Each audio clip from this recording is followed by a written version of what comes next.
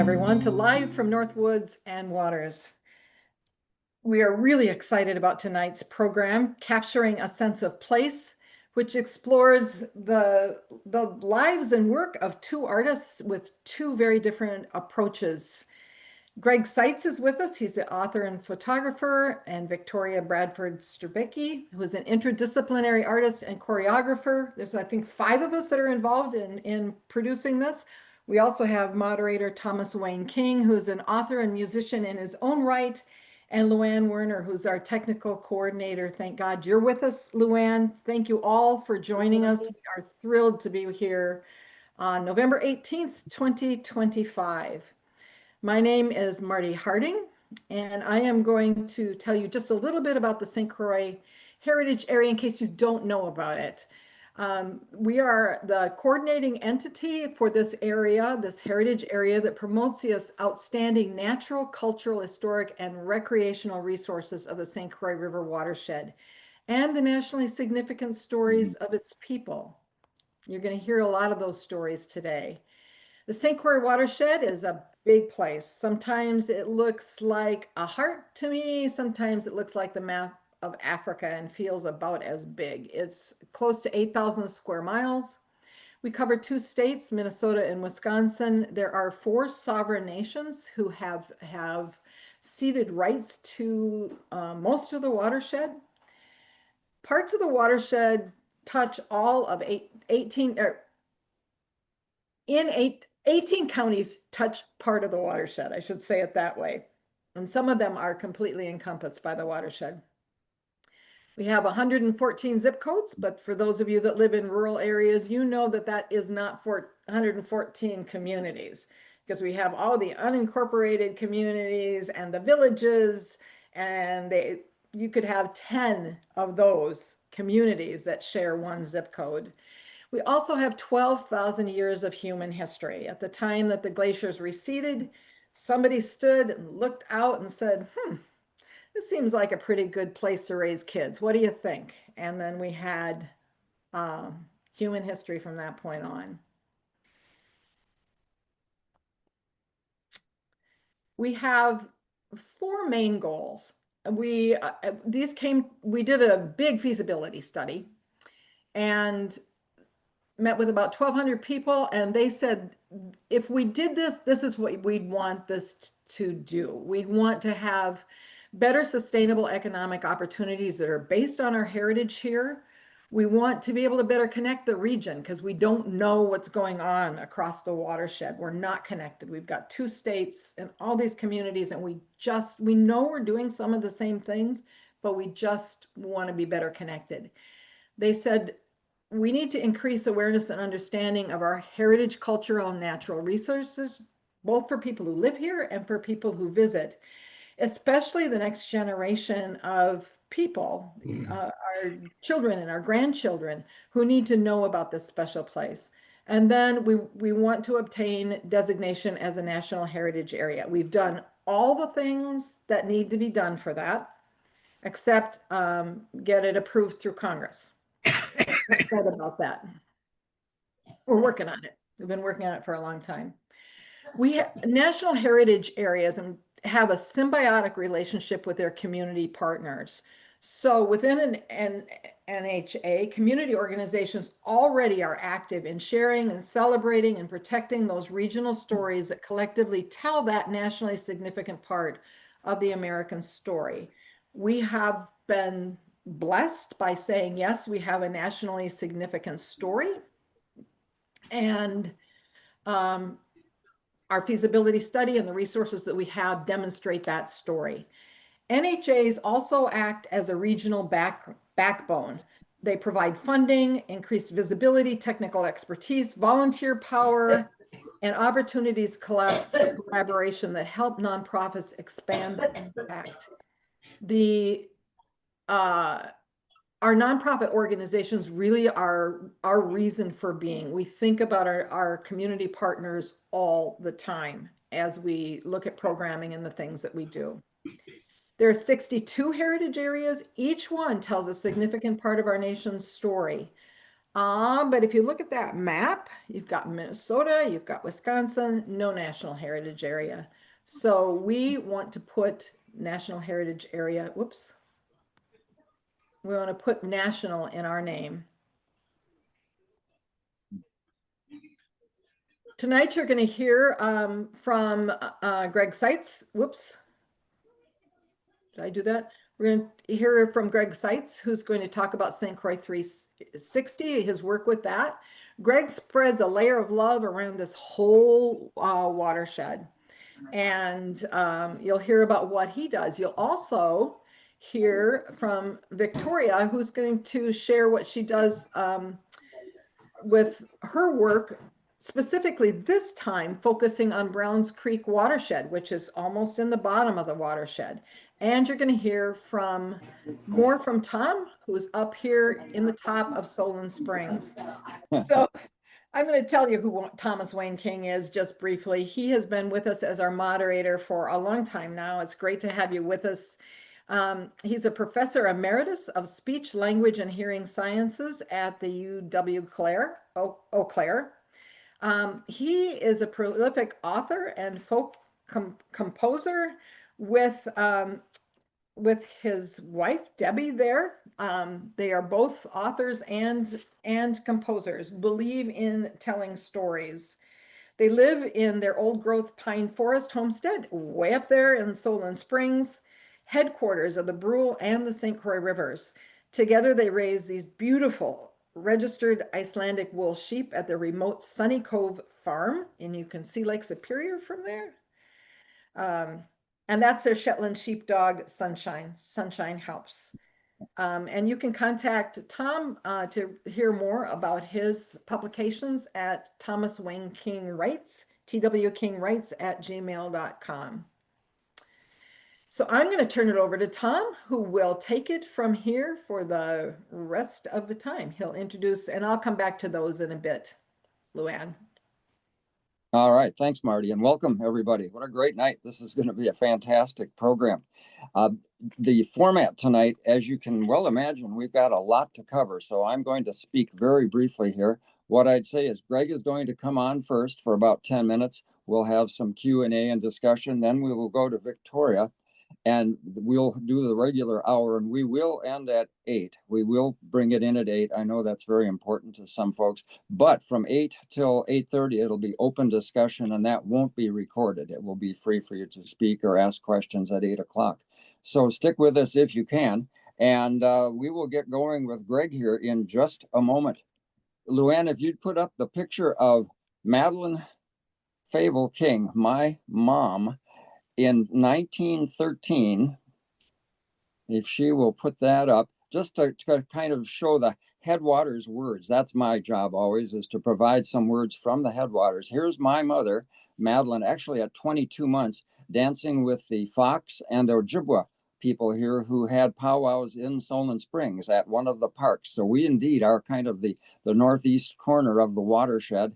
And when you think of the kinesthetic involvement there, the motion, the movement that she did, and the fact that we're mentioning this 114 years later, you can see the power that culture and movement and words and inclusion, even of very little people, can have for a long time. So we're going to go right to Greg here. Greg, I'll introduce you just briefly, and then you take it away. I want to make sure you get every minute you can have. Just reading from my script, Greg Seitz grew up on the banks of the St. Croix River in Stillwater, Minnesota, and has explored the river, its tributaries, and watershed all his life. He's the founder and editor of St. Croix 360, a website dedicated to sharing river stories weekly, and so much more. Greg, I'll let you tell it because you can do it way better than I. Welcome. Thank you, Tom. And thank you to Northwoods and Waters for inviting me and having this event tonight. I'm really happy and honored to be here. I will get into my slides and just have a quick introduction with a little bit more about myself once that's ready.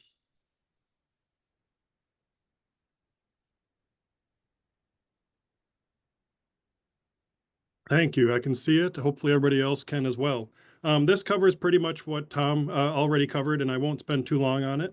But I'm a freelance writer and communicator. St. Croix 360 is a big part of my work, as well as relationships and work with other organizations from the St. Croix Watershed Research Station to Artreach St. Croix and the Minnesota Historical Society and many others. I also write for some of the local papers, or they republish my St. Croix 360 articles, which I think is a really important way of establishing a connection to place as well.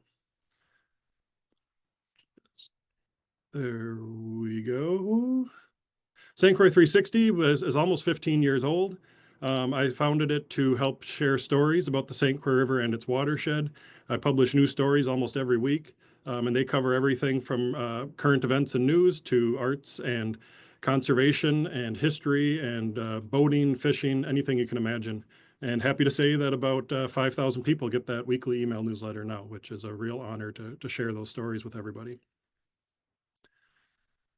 Here is a recent story I published about a project to remove a couple power lines over the St. Croix River up by St. Croix State Park, accomplished by the Minnesota DNR and the power companies, and it had really impressive benefits for both the park with having improved electricity connection and also for wildlife in that these power lines had long been hazards to especially trumpeter swans that like to hang out on the river around there and frequently collided with them. So that's kind of an example of the type of story that I often write. And this one notably also included a map of where these power lines were in the park. And that's what I'm going to be talking about a lot tonight as well, are maps and mapping. I really think that obviously maps are an important way for people to sort of gain that understanding of their local geography. Here's a couple more maps that I have published in the last year or so. I've done a series of different ways to look at this watershed. So here is some data from the original surveys of back in the mid 1800s of the region and the white pine that they found growing and where they were. I found that fascinating to show where the densest stands were. Another one recently was where the wild rice grows, and that's just all the wild rice waters in the St. Croix watershed, which are, of course, very important culturally and nutritionally and everything else. In July of this year, I announced a new project, and it really feels like St. Croix 360 has been building toward this for a long time. I have signed a contract to publish a book with the University of Minnesota Press called The St. Croix River Watershed, A Deep Map. That's the working title. And bottom line is it'll be a human and natural history of the river and the surrounding region. And I hope for it to be out in 2028 if everything goes as planned. But I'm going to get a lot more into what I mean by a deep map now. The goals of the book are to identify natural forces that shape the place, just simply share unique and fascinating stories, especially stories that I feel have been sort of buried and concealed under the kind of usual tropes that we often hear about, lumberjacks and all this stuff, important parts of the story. But I feel that too much emphasis has been put on a couple of those themes, and we've lost a lot of other things. And then also, I just simply want to share my passion for the region, which I have been enjoying for my whole life and been developing through my work for many years now. So what is deep mapping? This is a term that has been around for about 30 years. And in 2001, and this is where I'm going to spend a little bit of time going through some of the kind of academic work that's been done on deep mapping, as academics have tried to kind of define what we mean by this. And especially to note that these deep maps are not generally just a two-dimensional map that can be laid on a table and seen, but they are often a text or a combination of different media.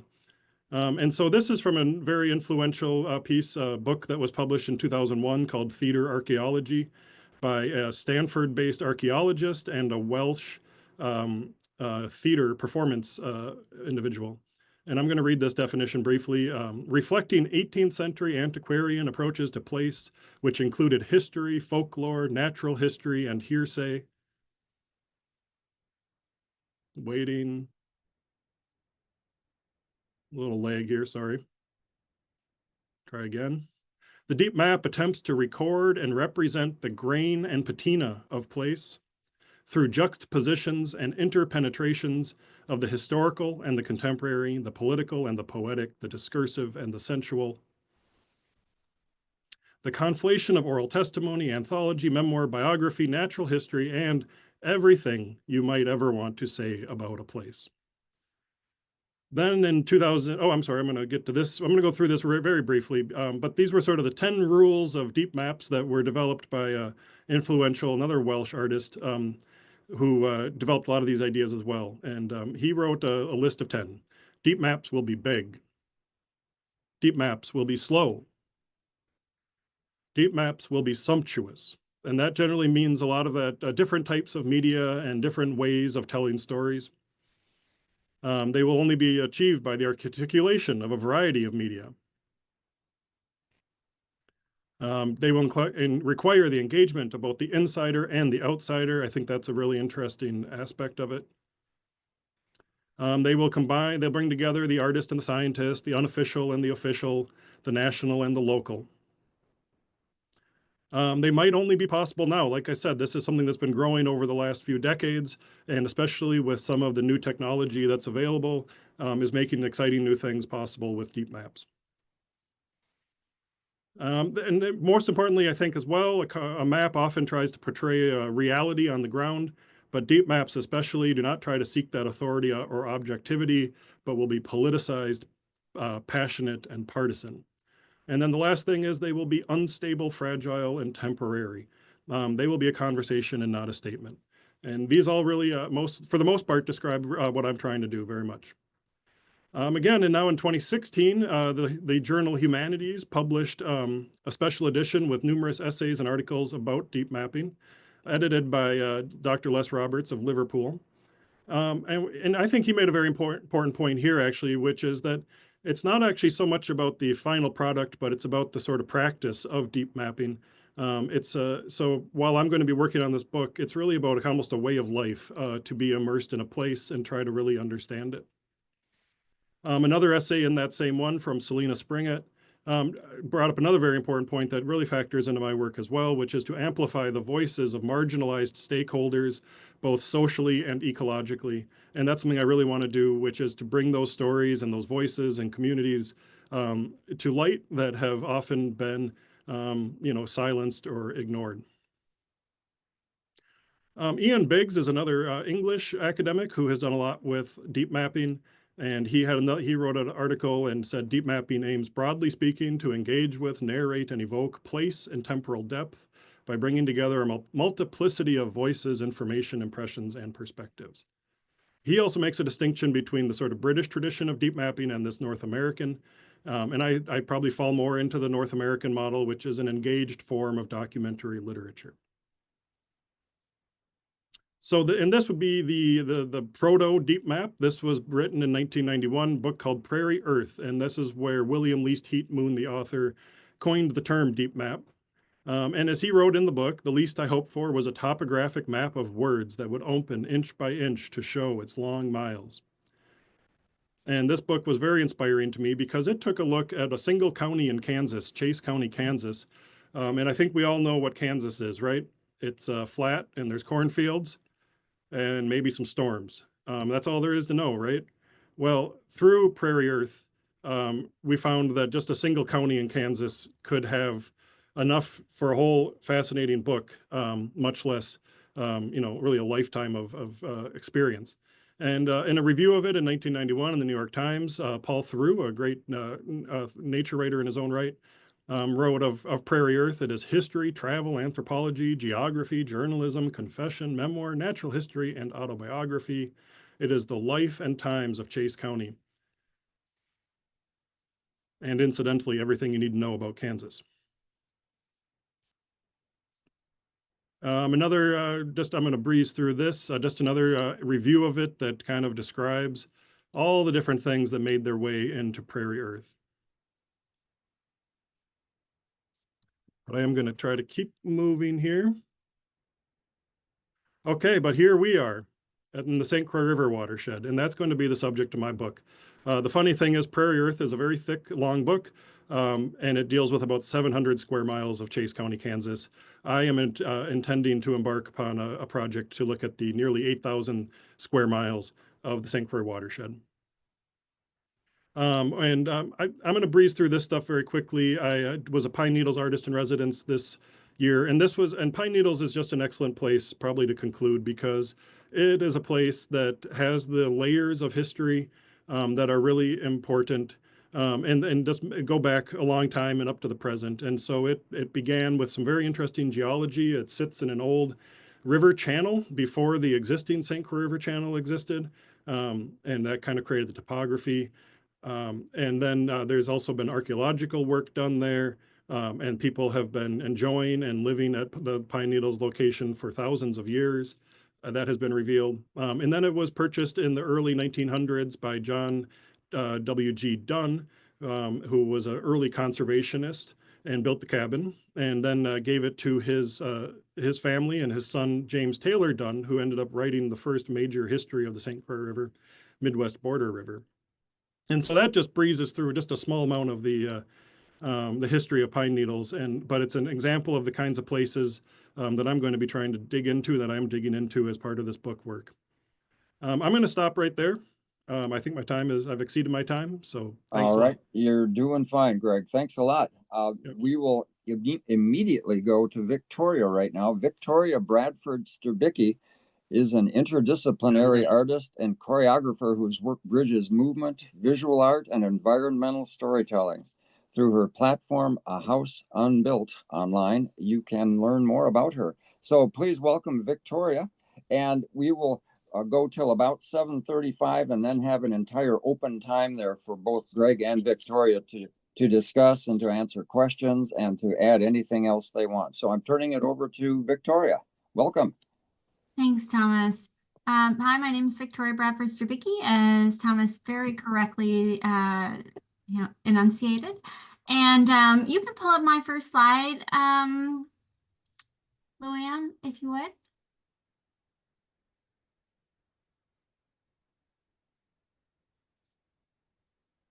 Thank you. So I am actually not a native to Minnesota nor to the St. Croix River Valley. I'm originally from Louisiana, another watery place. I actually find the watery place of Minnesota very similar to Louisiana. If you do a percentage makeup of the state of Minnesota to the percentage makeup of Louisiana in terms of water to land, they're actually very similar. It's just that Minnesota is a much bigger state. And we similarly in Louisiana have rivers, lakes, marshes, bogs, all the same kind of waterways. And my mother always told me as a child that I was a water person. We live where I grew up on the Gulf Coast, connected to the Mississippi River, connected to lakes and bayous. And it's deep in my whole system to think about water and its relationship to the land, its relationship to how we live. And so when I got to Minnesota by way of marrying my husband and doing a project to run the length of the Mississippi River to learn about people's relationships to water, how we shape that water, how the water shapes us, I found a new home in Minnesota. My work and the work of A House Unbuilt, my 501c3 nonprofit organization that is rooted in arts and culture, is a combination of doing field-based exchange. We work in community, listening, doing this kind of whole body listening. I'm trained as a choreographer, and I look at that as not just movement in the body, but also how do we move in society? How can we move people into action to make change in our environments, in our ecosystems, in our political infrastructure, all of those kind of things. So we need to listen to our communities, to our social structures, to the systemic ways that are operating in our communities. So this whole body listening happens through public dialogues, through exhibitions and embodied translation of the narratives and the stories that we gather through this field-based exchange. And then we work on this kind of cross-sector collaboration. We can't do this alone as one small organization that's artist-led. So we work with other organizations like Audubon, the Nature Conservancy, like Tulane Water Institute, like the Browns Creek Watershed District in Minnesota, like ArtReach, and like Northwoods and Waters today. So we find these organizations who can be our partners, who can build connections for us in community so that we can then create relationships and learn about the place that we're in. It's all about, understanding the place that we're in and not being strangers there. And so then as an organization, we are starting to not just be artist-led and artist-focused in terms of my own work, but also to support artist development, artists and culture bearers outside in the community in Minnesota and beyond. And so we've started a micro-residency program. We serve as a curatorial incubator at our Art and Water space in downtown Stillwater. And we're exploring other possible programs that we can do through a strategic planning process right now. So what I'd like to do today, considering our time limits, is just present to you one particular program that we did in this last fiscal year. That we have a wonderful kind of video survey that shows all of the facets of it. And so I'll have Luann kind of go to the next slide and cue up this video that I think pulls together really the crux of what we are trying to do.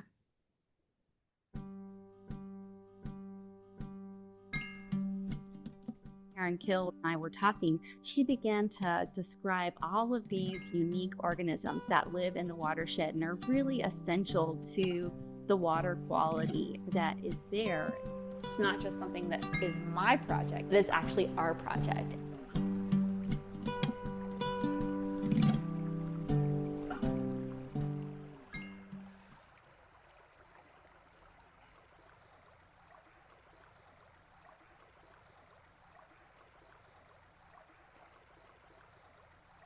Here's a nice one.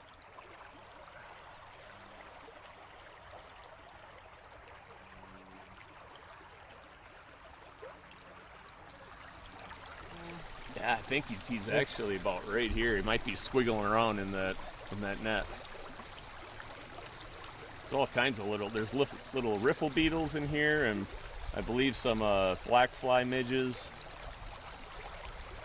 There's a case builder caddisfly right here.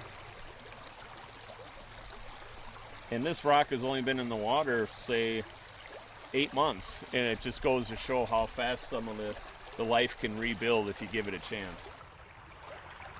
I just got this vision immediately of, oh my God, we could, share these organisms through visual means and really get people to care, get people to be inspired, and think more about how they are just really connected to these landscapes, to these waterways.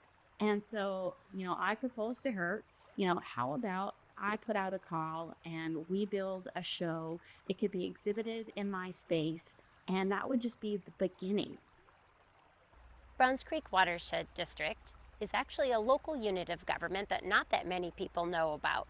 It's 30 square miles in the Stillwater Grant area in the East Metro, and the namesake is Browns Creek, which is a designated trout stream.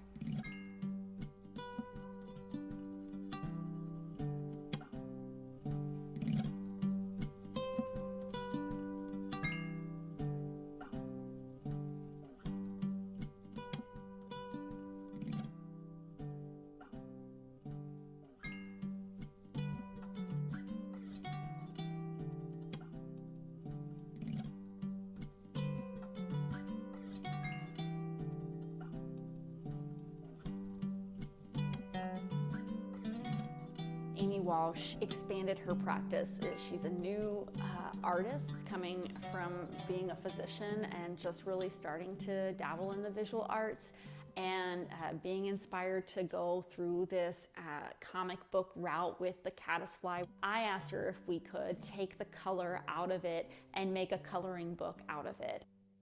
The caddisfly is just this really cool creature that kind of, I don't know, fights above its weight class, ecologically speaking. It builds these nets in the stream, and the nets that it builds can hold back rocks that are the size of oranges. And this is a creature that's smaller than a grain of rice. And I just thought that was really cool and kind of superhero-ish. And the impact of those nets is really big too, because they slow down the water's speed, they prevent flooding and erosion.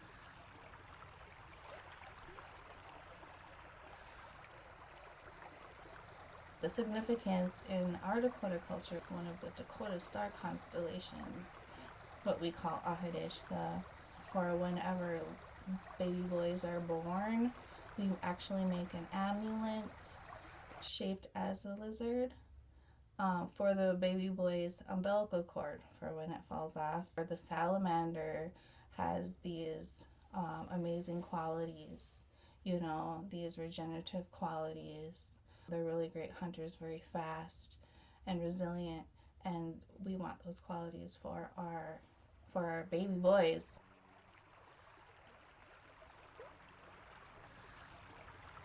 A rose-breasted grosbeak shows up. They're beautiful. They have a really sweet song. I actually didn't know that they thrived in Browns Creek. Now I'm going to be looking for them when I walk. One there.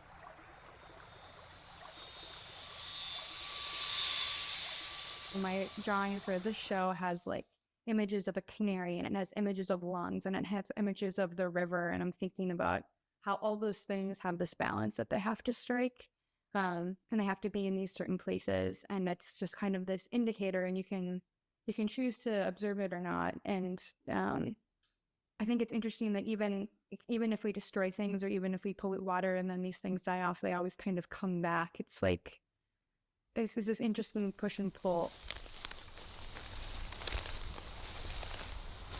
How can we take all of this art and really bring it to another advocacy level? We can do small actions just on our own properties by planting native plants that filter water or hold back soil, allow for the insects and birds and pollinator species to actually thrive in our watershed. The water that's held back by our native plants actually is keeping that dirty water from getting into Browns Creek and helping these species. We want to help connect people to this amazing place, to help them be curious and inspire them to take action on their own and their own properties. This could be something as simple as planting native plants, taking a look at how you're managing your lawn. Could you reduce some of the space that you have?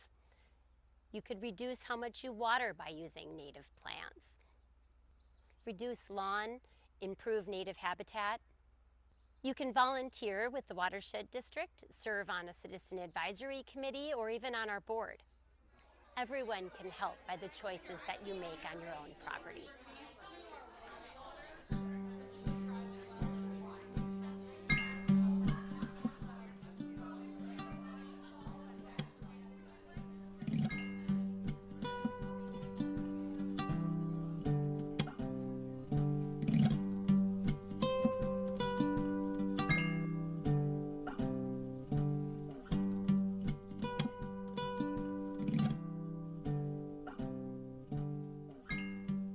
How can art kind of expand the work that the watershed does by creating that awe and that inspiration and and tell stories? Because people really listen to stories. They don't always listen to data. All of that is a part of what this project can do and what the future of this project can do. Because again, this is just the beginning. Okay, thank you, Victoria. Thanks, Thomas. I just want to say one more thing before we go on to the questions, is that, you know, the impetus for this project and so much of what we've been doing in the River Valley is, you know, at this current time in our community, in our world, in our political climate, we feel, you know, kind of paralyzed to make change. And the place where we can really make a difference is in a hyper local way. We can really make a difference right in our own neighborhoods. And so that was one of the big reasons we reached out to Browns Creek and saw the opportunity to, right on our doorstep, right outside our door, to bring people's attention to what's happening. And like Karen Kill said, in your own lawn, what you can do. And when you give people that feeling of agency, that they can make a difference in one small part of their own world, they can begin to feel that they can make change in a larger way as well. And that's the beginning to, getting back to power. Okay, well, thank you very much. And Greg, come back on. Luann, if you will put both Greg and Victoria up. I'm gonna wait till Greg comes up here in just a moment. Yeah, there he is. What I'd like you to do is this. We have until 7:55 for questions and discussion between the two of you. But just to get you started, somewhere in your interaction here, would each of you tell us something that has absolutely thrilled you in your work? Something that happened or an event that you found or interacted with?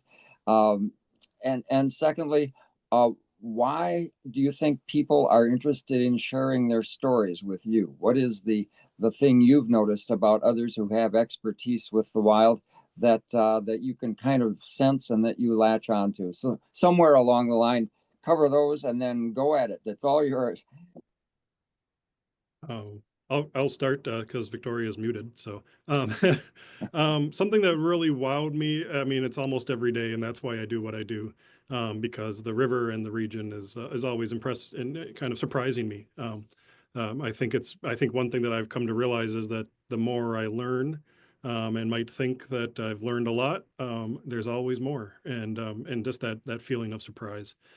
This summer, well, I did get to spend, actually it was in September, but I got to spend a few days working on the book up north, kind of not far from Danbury, I guess. And I got to spend a day with Brian Finstad, who was previously on the board here of North Woods and Waters and is a well-known, I think, historian from the Gordon area, the community of Gordon and the whole Northwest Barrens. Yes. And I've always admired him a lot. And we got to spend a whole day just with him giving me a tour of some of the his most special and favorite places. It was just kind of more than I even expected. And poor Brian tried to cram everything into one day. And kind of like halfway through, I was like, Brian, we can do this again. We don't have to try to do it all today. So I get to do it some more yet, probably next year. But yeah, that was just a wonderful day that just made me feel very lucky to have that kind of opportunity. That's really interesting. Wow. Yeah. Victoria, a thrill or a peak experience? I guess something that's wowed me in my work, across the watershed has been being able to bring people together who maybe wouldn't usually sit in the same room. And have them listen. You asked about like, how do I listen to people and how do I make people feel like they're heard? But I have had the opportunity to create space through art. I think art creates a safe space for people to come together, and they may be on opposite sides of the track, but they are able to come together and find a way to see each other as human and talk and move the needle. And I've seen that happen in the work that I've been doing, and it's incredible, and it brings me to tears. And I think that, in terms of why people want to share their stories with me, it's just because I don't go in with an agenda. Through all the listening work that I do, it's not like I'm going in listening about climate change, or I'm going in listening about the political divide, or I'm going in listening about, whatever issue. I'm just going in to listen to what they need to say. And I find that right open-ended question to ask about their humanity and then listen to wherever it leads. And with as best as possible, you can never say you're without judgment. No one is without judgment, but acknowledging your judgment along the way and then letting it go, being open to that experience, I really think that's a part of it. Just being completely honest about who you are and who you're with. Greg, what do you think of that? Yeah, and I think it's definitely one of those honors when people do want to share a story with you, and it's another reason that I do what I do. But I think for me, it's the realization that I've had this wonderful opportunity in my work to get to know so many other people who love the St. Croix River and the surrounding region.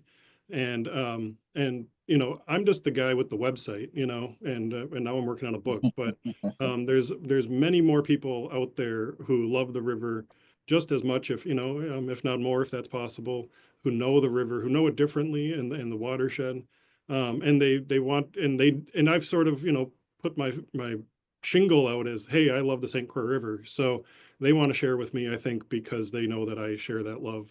And I just really enjoy that, that connection, I guess. And there's just so many people. I'm constantly meeting more people who I can kind of immediately connect with over that. Excellent. For each of you, in 10 years, let's say, where do you see, or what do you see your work being or becoming? Go ahead, Victoria. Oh man, that's such a big question.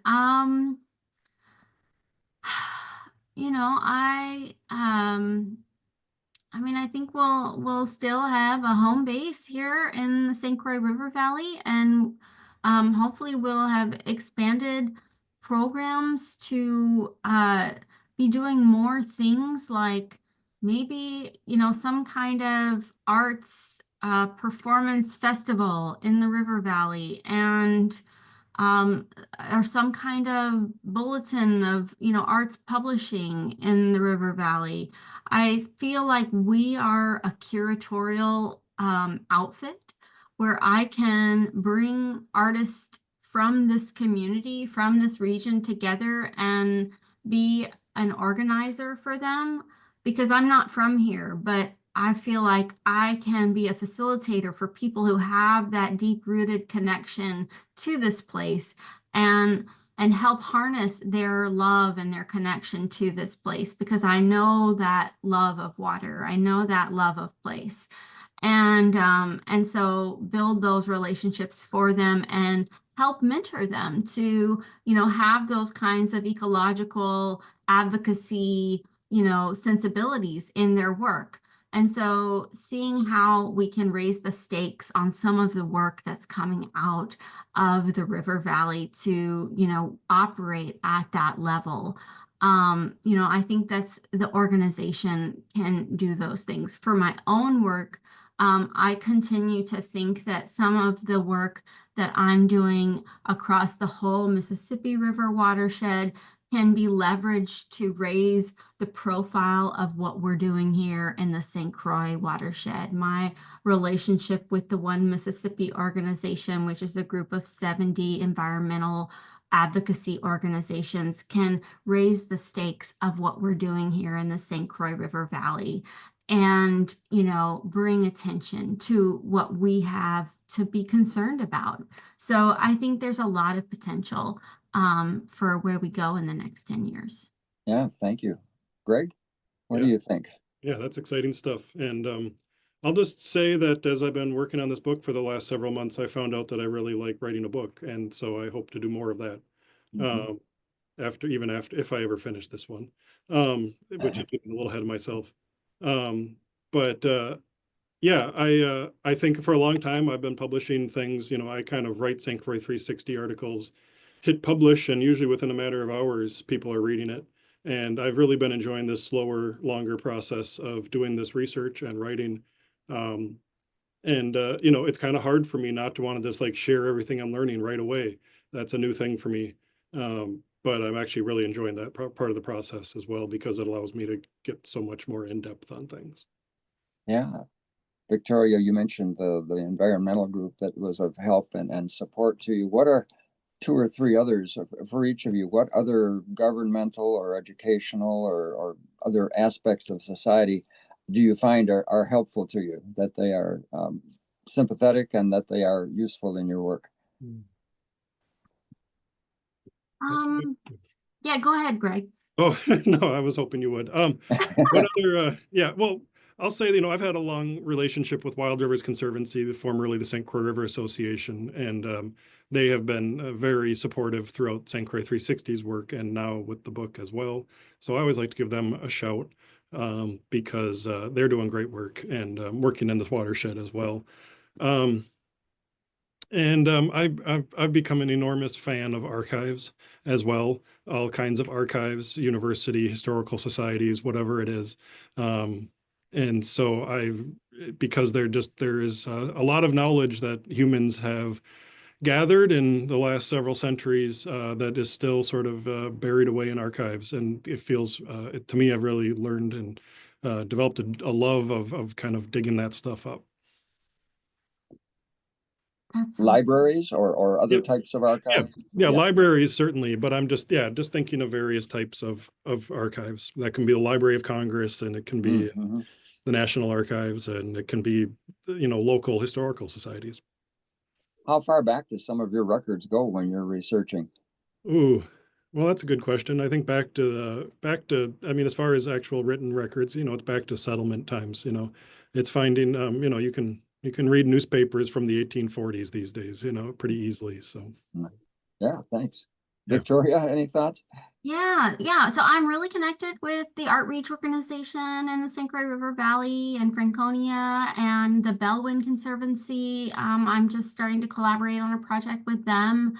Also, the watershed districts that are located in the Twin Cities are a good resource for thinking about, how watershed organizations are working with artists, because they've long-standing been doing that work, and we're just trying to bring it out into the River Valley, and working with Browns Creek on trying to start an artist in residence program.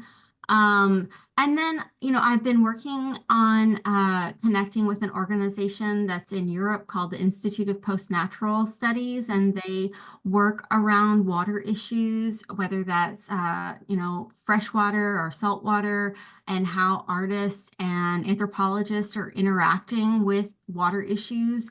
And it's really interesting to have that international perspective of what's going on in the water world and how people are approaching it and creating kind of, interactions and, public engagement projects to get people to be more engaged with our waterways that are being kind of infringed upon by human development. And so I think that that's really kind of opening my eyes, and new possibilities for what we can do here, and new relationships outside of just, one conversation here in Minnesota. Yeah, thank you. So Thomas, there's a question. There's a question. This is Marty jumping. Bring it in. Audio bombing here. There's a question that came in through chat, which I think is a good one.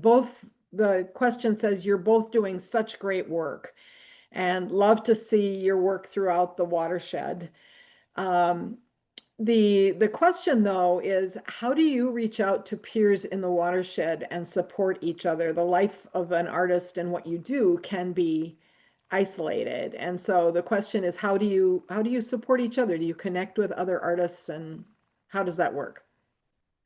Yeah, well, for me at least, so I belong to a group in out of the Phipps Gallery, the Phipps Museum.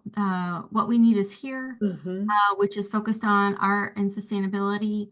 And it's a really great group of artists that I can, put out calls to and have conversation with and present to about, things that, I'm putting together and what's going on. Also, Artreach has a great network that I can put out calls to and connect with. And then there is a new group out of the Mississippi Watershed Management Organization called the Art, Water, and Ecology Network, which has a great group of artists and arts organizations and nonprofit managers who are interested in how art, water, and ecology come together, which provides a great network. And then there's, of course, Springboard for the Arts, which is an arts network organization, which you can post calls to and reach out through that organization to other artists. So there's a lot of different networks. We had a really great response to our call for the micro residency program, which we just launched. We have 2 resident artists who are working with sound and issues of grief and stories about the Mississippi, about the St. Croix River Valley right now. They just started November 15th. And so, yeah, I mean, we have a really good connectivity, I think. Yeah, I think mine these days especially has been kind of scattershot as far as connections. I do get to connect with a lot of people just through St. Croix 360. I did want to also just mention another artist, another writer, Diane Wilson, who is somebody who I'm working with as well on this book in a way. And that's actually came through Artreach St. Croix. We have to always give Artreach a shout. Because I had been talking to Heather at Artreach about my book project and deep mapping, and then she was talking to Diane, who mentioned that she was interested in deep mapping. And Heather was like, well, you two should obviously talk. And, you know, Diane had been reading St. Croix 360 for a while, and I'd been reading her books. And what she's doing is deep mapping on a much smaller scale, where she has about a 10-acre bog on her property in Schaefer. And she is kind of engaged in a project right now of mapping all the relationships and connections in that bog. And that's going to factor into my book as well. And we're advising each other kind of back and forth on and offering, you know, what we both bring very different perspectives. And like I said, it's very different scale. You know, I'm looking at 8,000 square miles. She's looking at 10 acres, and how you can do this at very different scales. And so that's just why I did want to mention Diane too, because she's doing some great work. I'm excited about that aspect. But you know, writing is kind of lonely work sometimes too. So I do spend a lot of time by myself at the computer to actually get the words down. That is so interesting. Well, I think we're going to wrap up this section in just a bit here. If you have any final comments, just hang on for a bit there, you guys. I observed that, among other things, you are both fantastic human engineers. The way you can get people to do and cooperate with you, and with a smile on your face, gosh, you can accomplish a lot. So if you have any final thought you'd like to bring, go ahead, and then we'll switch it back to Marty here and we'll wrap up. Go ahead. I would just say I did have a slide that I didn't show that had a website address with some of the references that I mentioned. So if anybody wanted to learn more about deep mapping, you can go to, I'll put that in the chat. And I've got some of like those papers and things you could download. So I think there's some very interesting stuff out there. I just touched the surface. Thanks, Greg. Yep. And I would encourage any of you, if you're in Stillwater over the next month, to visit the Art and Water space. We're on the 2nd floor of the Smithson building, which is on the corner of Nelson and Main above Brick and Linen. And the 2 resident artists will be in the space working and are welcoming visitors. Michael Vensky, who's one of the artists, is a recording artist gathering stories. So he's interested in people from the River Valley to share with him about their experiences, who they are, what they know of this place. If anyone, is interested in talking with him, if you want to get in touch with me, I'll put my email in the chat. Please let me know and I can put you in touch with him. And yeah, we'd love to have you participate in this experience. There will be a listening session later in the winter. Okay, thank you. Well, thank you, Victoria. Thank you, Greg. Stick around. We're going to send it back to Marty here, and then we will open it up. We'll close the formal program here in just a few minutes, but for everyone else online there, stick around and we'll turn off the recording function at 8 o'clock, and it's just open chat and discussion for the next half hour. So Marty, back to you. Whoa, this has been so much fun listening to you and thinking about the possibilities and looking forward to working with both of you in the future. This is for Northwoods and Waters, of course, we will stay connected.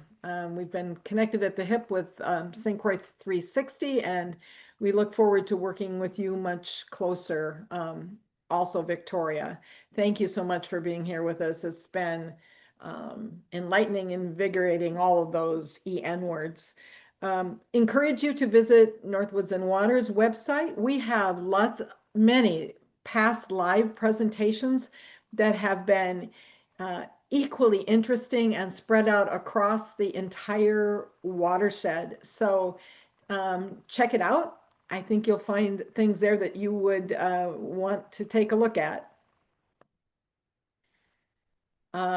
So this is just kind of the wrap here. I want to thank Thomas Wayne King. It's always a pleasure to work with you. Thomas, thank you for bringing in the voice of the Headwaters. Greg from 360, thank you for all the work that you have done all of these years to capture the stories and keep us all apprised of what is happening across this grand watershed. Victoria, we look forward to seeing your work over the next few years as you bring these really lovely places and people and stories to us. Luann, this has been a complex program to do, and we appreciate all of your the support that you've done technologically. It's great to have you on board. And of course, thank you to everybody who attended tonight's program. We were delighted to have you with us. And so that is the end of this session of Live from Northwoods and Waters on this November 18th. We wish you all a very lovely Thanksgiving and holiday season, and we'll see you again in the new year.